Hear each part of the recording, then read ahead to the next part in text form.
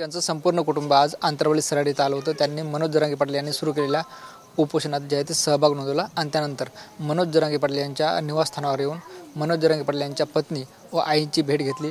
आपल्यासोबत संपूर्ण जे आहे ते देशमुख कुटुंब या ठिकाणी आपल्याला पाहायला मिळतं. संतोष देशमुख यांच्या आई आपल्यासोबत आहेत. आई, काय सांगाल, आपण आज मनोज जरांगे पाटलांची भेट घेतली, त्यांच्या उपोषणात सहभाग नोंदवला आणि आता त्यांच्या घरी आलात? हा उपोषणात सहभागी झालात, त्यांच्या घरी आलात आणि त्यांनाही असाच पटकन आरक्षण द्यावा. ह्यांना मुख्यमंत्र्यानं कुणी असेल पटकन द्यावं, त्यांना बी थोडं ह्यांचं काहीतरी वाटावं, काय करायलेत काय नाही, मला की करावं माझंही. आपण जो जरांगे पाटलांची भेट घेतो तो भाऊक झाला होता. जरांगे पाटलांना विनंती केली की उपोषण सोडा म्हणून. हा, जरांगे पाटलाला विनंती केली तिनं, बसू नका तुम्ही, बसल्यानंतर आम्हाला कोण आहे, तुम्ही असं बसल्यावर आम्ही कसं करावं. पण ती म्हणली नाही, जगासाठी मला बसावंच लागते, म्हणून ते थांबलेच नाही. ताईंना आपलं ऐकलंच नाही. तुम्ही न्याय मागताय, गेली 50 दिवस झालेत, काय मागणी आहे सरकारकडे? सरकारकडून काहीच मागणी नाही.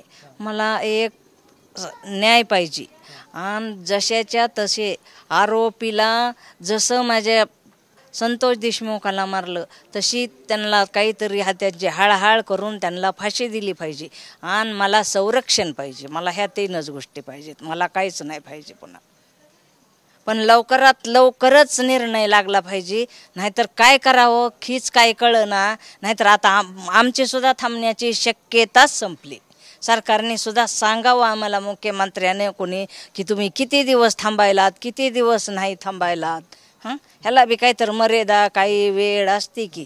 अहो किती असेल, मी एका भावाची बहीण असन, एका लेकराची आई असल, मी सुनाची सासू असन, लेकरांची नातवाची आजी असल, मग त्या लोकांना थोडी तरी माझी किंमत वाटाव ना.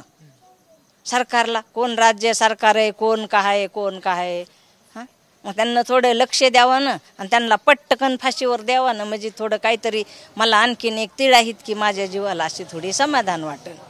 आणि जरांगे पाटलाला एवढे करायले ती त्यांनाही आरक्षण द्यावंच लागल. आपण बघतो संतोष देशमुख यांच्या आई होत्या, आम्हालाही न्याय द्यावा, आरक्षण द्यावं अशी मागणी त्यांनी केली. आपल्यासोबत संतोष देशमुख यांची कन्या वैभव आहे. वैभव, काय सांगशील, आज जरांगे पाटलांच्या उपोषणात सहभागी झाली होती, नंतर त्यांच्या घरी भेट दिलीस. आता सरकारकडे म्हणजे मुख्यमंत्र्याकडे एकच मागणी आहे की लवकरात लवकर दादांचे जे प्रश्न आहेत आरक्षणाबद्दल, ते लवकरात लवकर त्याचे उत्तर सरकारने दिलं पाहिजे. कारण की दादाची तब्येत आणखीनही म्हणजे खूप खालावत जाते. दादांचं ते आम्हाला त्यांच्याकडे बघू वाटत नाही आहे. खूप दुःख होतं, त्याचे शब्द पण नाही आहेत.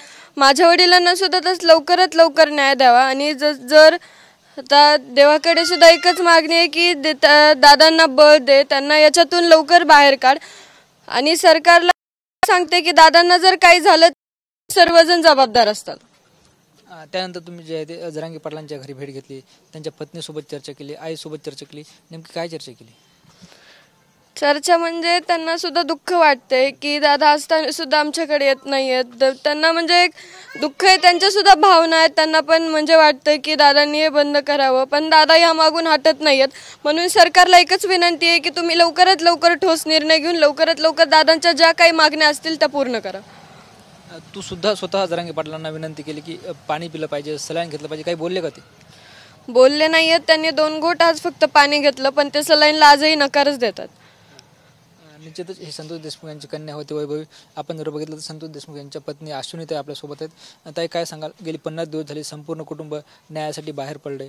तुम्ही तर घरातून आज पहिल्यांदा बाहेर पडलात, जरांगे पाटलाच्या उपोषणात सहभागी झालात. मी आजच दादांसाठी खरं तर मी बाहेर पडले. मला एक दुःखाचा डोंगर कोसळल्यावर काय असतंय त्रास व्हायलाय आणि घरच्या परिवाराला सगळ्यांना दुःख आल्यावर काय होतंय ते आजी मी सांगू शकते. जी जाणवते ती मला वाटते अशी कुणावरही वेळ येऊ नये आणि लवकरात लवकर फडणवीस काय नाही, कधी न्याय देतात काय नाही हे तरी आम्हाला कळावं ना. म्हणजे थोडं जरा दम धरतंय ना माणूस. 4 दिवस 8 दिवस आता किती बी लांबायचं लागलं तर कसं काय करायचं.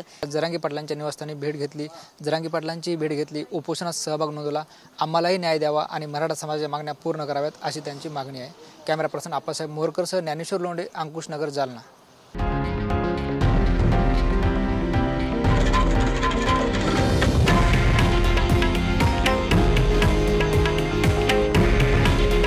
हे आहे देशातील नंबर 1 न्यूज नेटवर्क आणि आपण पाहत आहात TV9 मराठी. काळजी तुमची, हित महाराष्ट्राचं.